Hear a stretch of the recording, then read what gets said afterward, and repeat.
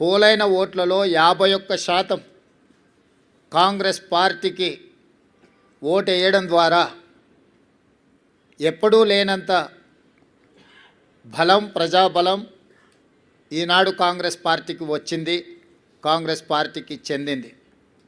ఈ ఎన్నికల్లో దాదాపుగా 51% ఓట్లు కాంగ్రెస్ పార్టీకి, 38% ప్రధాన ప్రతిపక్షమైన బీఆర్ఎస్ పార్టీకి, 8% భారతీయ జనతా పార్టీకి ప్రజలు ఓట్లు వేయడం జరిగింది. దీని ద్వారా ఎవరి పాత్ర ఏంది, గత 2 సంవత్సరాల నుంచి ప్రజలు నిశితంగా గమనించి ఒక నిర్ణయానికి వచ్చి ఈనాడు ప్రజలు ఈ విధమైన తీర్పును ఇవ్వడం జరిగింది. అందుకే ఈనాడు ఈ బాధ్యతను తీసుకొని ముఖ్యంగా తెలంగాణ రాష్ట్ర బడ్జెట్లో 60 నుంచి 65% ఆదాయము ఈ జంట నగరాల నుంచి, ఈ ప్రాంతం నుంచే మన ప్రభుత్వానికి వస్తున్నది. ఇక్కడ వస్తున్న ఆదాయాన్ని రాష్ట్రం నలుమూలల సంక్షేమం కోసం, అభివృద్ధి కోసం ఖర్చు పెడుతున్నాం. ఈ నగరాన్ని కాపాడుకోవడం, ఈ నగరాన్ని అభివృద్ధి చేసుకోవడం, ఈ నగరంలో నివసిస్తున్న ప్రజలకు మౌలిక వసతులను అభివృద్ధి చేయడం, ఉద్యోగ ఉపాధి అవకాశాలు పెరగడానికి అవసరమైన ప్రణాళికలు రచించడం అనేదాన్ని పూర్తి స్థాయిలో మా ప్రభుత్వం నిర్వహిస్తుంది. నేను ఎన్నికల ముందు చెప్పిన ఈనాడు గెలిచిన సందర్భంగా మీ ద్వారా ప్రధాన ప్రతిపక్ష పార్టీకి, కేంద్రంలో అధికారంలో ఉన్న భారతీయ జనతా పార్టీకి కూడా సూచన చేస్తున్నా. మన పాత్రలను, మన వ్యవహార శైలిని ప్రజలు నిశితంగా పరిశీలించి ఈనాడు ఒక నిర్ణయానికి వచ్చిండ్రు. ఈ నిర్ణయంలో ఎవరి పాత్ర, ఎవరి బాధ్యత ప్రజలు విస్పష్టంగా తీర్పునివ్వడం జరిగింది.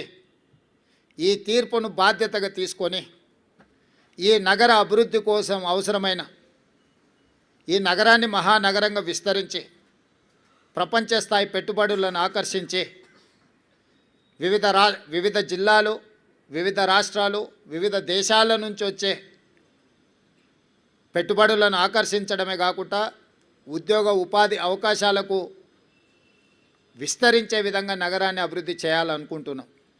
అందుకే రీజనల్ రింగ్ రోడ్ కావచ్చు, రేడియల్ రోడ్స్ కావచ్చు, మూసీ నది ప్రక్షాళన కావచ్చు, మెట్రో విస్తరణ కావచ్చు, గోదావరి కృష్ణా నది జలాలు ఈ మహానగరానికి తాగునీటి అవసరాలను తీర్చడానికి అవసరమైన ప్రణాళికలు కావచ్చు, హైదరాబాదు నగరాన్ని పట్టి పీడిస్తున్న ట్రాఫిక్ సమస్య కావచ్చు, ఎలివేటెడ్ కారిడార్లు కావచ్చు, ఫ్లైఓవర్ బ్రిడ్జులు కావచ్చు, అండర్ పాస్లు కావచ్చు, రైల్వే ఓవర్ బ్రిడ్జులు, రైల్వే అండర్ బ్రిడ్జులు కావచ్చు, గల్లీలలో ముఖ్యంగా చెత్త ఒక ప్రధాన సమస్యగా మారింది. సిటీలో చెత్త ఎక్కడ పడితే అక్కడ దర్శనమిస్తున్నాయి. పారిశుద్ధ్య పనులలో సమస్యలను మేము పరిగణలోకి తీసుకుంటున్నాం.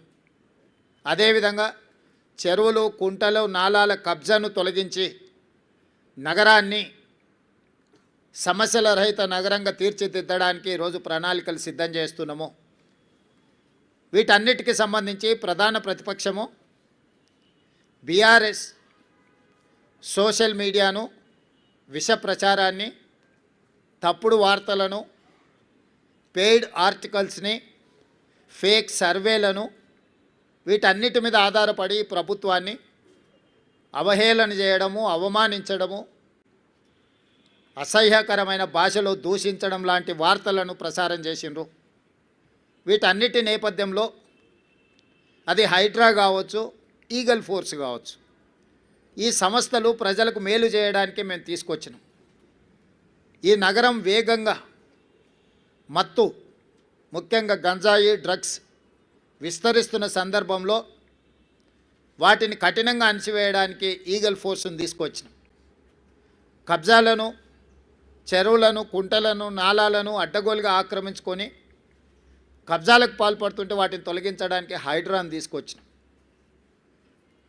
జిహెచ్ఎంసీ కావచ్చు, హెచ్ఎండిఏ కావచ్చు, మెట్రో వాటర్ వర్క్స్ కావచ్చు, మెట్రో రైలు కావచ్చు, ఇలాంటి సంస్థలన్నిటిని కూడా సమన్వయం చేసుకొని ఈ నగరాన్ని ఒక మంచి నగరంగా తీర్చిదిద్దడానికి మేము చేస్తున్న ప్రయత్నాన్ని ప్రధాన ప్రతిపక్షము సహకరించకపోను ప్రతి సందర్భంలో అడ్డు తగిలే ప్రయత్నం చేసింది. మూసీ ప్రక్షాళనకు సంబంధించి మూసీ ప్రాంతంలో నివసిస్తున్న వాళ్ళు ఎవరు అది అద్భుతంగా ఉంది అని అక్కడ ఉండడం లేదు. ఏ వసతి లేక, ఏ అవకాశాలు లేక మురికితో కూడుకున్న మూసీ పక్కన నివసిస్తున్నారు. వాళ్ళకు ఒక మంచి వసతులు ఏర్పాటు చేసి వాళ్ళకు ఉపాధి కల్పించి వాళ్ళ జీవన ప్రమాణాలు పెంచి వాళ్ళ పిల్లలకు ఒక మంచి చదువులు, వాళ్ళకు ఒక మంచి వైద్యాన్ని, వాళ్ళకు ఉపాధిని కల్పించాలని చెప్పి మా ప్రభుత్వం చేస్తున్న ప్రయత్నాలను ప్రతి నిమిషం ప్రతి క్షణం అడ్డు తగిలి అన్ని రకాలుగా వీటన్నిటిని అడ్డుకునే ప్రయత్నం చేసిండ్రు. అదేవిధంగా కేంద్రం నుంచి తీసుకురావాల్సిన అనుమతులు కానీ ఇవ్వవలసిన నిధులను రాబట్టుకోవడానికి ముఖ్యంగా కిషన్ రెడ్డి గారు సహాయ నిరాకరణ చేస్తుండ్రు. ఈనాడు ప్రధాన ప్రతిపక్షంలో శాసనసభ్యులు కేటీఆర్ గారు, శాసనసభ్యులు హరీష్ గారు, అదేవిధంగా కేంద్ర ప్రభుత్వంలో కేంద్ర మంత్రిగా ఉన్న కిషన్ రెడ్డి గారు, ముఖ్యంగా ఈ ముగ్గురికి ప్రధానమైన బాధ్యత ఉన్నది. ఒకరు కేంద్ర ప్రభుత్వం నుంచి రావాల్సిన అనుమతులు, తేవలసిన నిధులకు సహకరించాలి. కానీ కిషన్ రెడ్డి గారు పూర్తిగా సహాయ నిరాకరణ చేయడమే కాకుండా వీలైనంత మేరకు కేంద్రంలో అడ్డు తగులుతున్నాడు. మెట్రో విషయంలో కావచ్చు, మూసీ ప్రక్షాళన విషయంలో కావచ్చు, గోదావరి జలాలు నగరానికి తరలించే విషయంలో కావచ్చు, రీజనల్ రింగ్ రోడ్డు విషయంలో కావచ్చు, కిషన్ రెడ్డి గారు పూర్తిగా సహాయ నిరాకరణ చేస్తుండ్రు.